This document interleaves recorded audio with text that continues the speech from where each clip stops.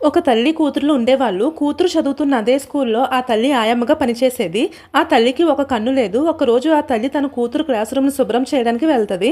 ఆ తల్లిని చూసి గుడ్డిది అనేసి తోటి పిల్లలంతా ఎగతాళి చేసి అల్లరి చేస్తారు. అదంతా చూస్తున్న ఆ కూతురికి తల్లి మీద ద్వేషం పెరుగుతుంది. చదువు అంతా పూర్తయిపోయి పెళ్లి చేసుకొని వెళ్ళిపోతుంది ఆ అమ్మాయి. ఒకరోజు తన తల్లి కూతుర్ని కలవడానికి ఇంటికి వెళ్తది. ఆ కూతురు తల్లిని కోపంగా తిట్టేసి పంపేస్తది. కొన్ని రోజుల తర్వాత ఆ కూతురు తన తల్లిని తిట్టుకున్న మాటలన్నీ గుర్తు తెచ్చుకొని చాలా బాధపడుతుంది. వెంటనే తన తల్లిని చూడడానికి వెళ్తుంది. ఇంతలోనే ఆమె తల్లి చనిపోయి ఉంటుంది. పక్కింటి అతను వచ్చి ఒక లెటర్ ఇచ్చి ఇది మీ అమ్మ నీకు ఇవ్వమంది అని చెప్పి ఇస్తాడు. ఆ లెటర్లో తల్లి నీకొక నిజాన్ని చెప్పాలి. నీకు 4 ఏళ్ల వయసు ఉన్నప్పుడు ఒక కారు యాక్సిడెంట్లో నీకున్న ఒక కన్ను పోయింది. నా కూతురు ఒంటి కన్నుతో బతకడం నాకు ఇష్టం లేక నా కన్ను నీకు ఇచ్చాను. నిన్ను పెంచడానికి నాకు తోచిన పనులన్నీ చేసుకుంటూ వచ్చాను అని చెప్పి ఉంటుంది.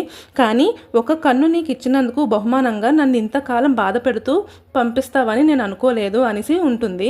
మన దగ్గర ఉన్న వాళ్ళ విలువను బ్రతుకున్నప్పుడే మనం తెలుసుకోవాలి. చనిపోయాక బాధపడితే ఏం లాభం లేదు కదా.